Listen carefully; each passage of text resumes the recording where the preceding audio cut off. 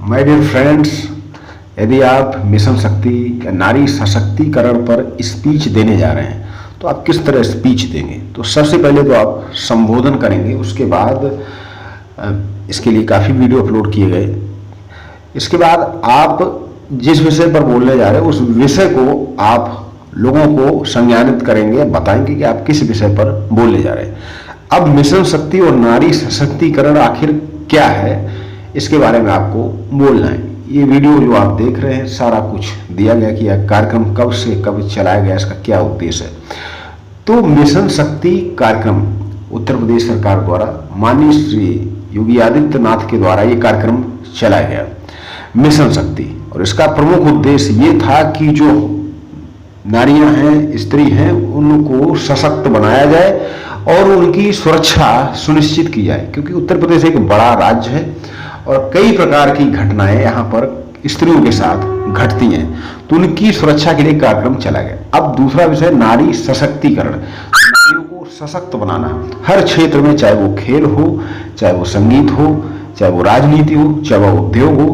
पहले भी हमारे यहाँ की महिलाओं ने परचम लहराया है और अधिक से अधिक वो इस क्षेत्र में आए, हर क्षेत्र में नाम कमाए, उसके लिए महिला सशक्तिकरण कार्यक्रम चला गया।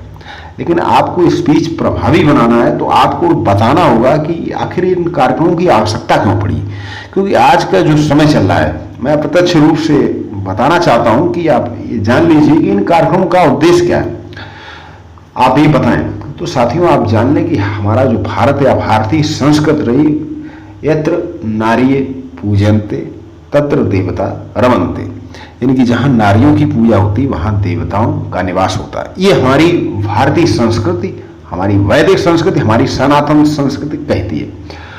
और हमारे यहाँ नारियों को पाश्चात्य संस्कृति की तरह उपभोग की वस्तु नहीं समझा गया। यहाँ पर नारी को देवी का स्वरूप माना गया।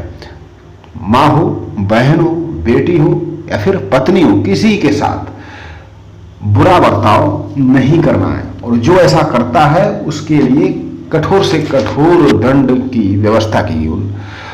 इसको बिल्कुल भी किसी भी स्तर से ठीक नहीं माना गया।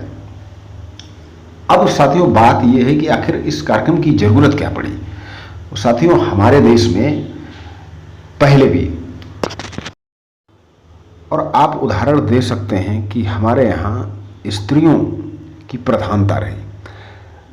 श्री कृष्ण के लिए देवकी नंदन प्रयोग किया गया, ना कि वासुदेव नंदन। राम के लिए कौशल्या नंदन प्रयोग किया गया, ना कि दशरथ नंदन। साथियों, आप कैकेयी का उदाहरण दे सकते, अपाला, मैत्रेय, गार्गी, न जाना कितनी महिलाएं जिन्होंने ऋचाएं लिखी और वेदों में जिनका प्रमुख स्थान रहा, सती सावित्री या फिर सत्यवान की पत्नी। भारत में कोई सती प्रथा, किसी प्रकार की नारियों की शोषण की कोई घटना नहीं थी।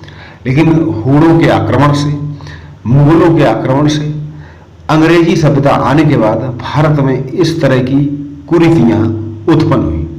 तो साथियों, इन सब बातों के साथ सशक्तिकरण को लाने के लिए महिलाओं को अपने अधिकारों से अवगत होना चाहिए।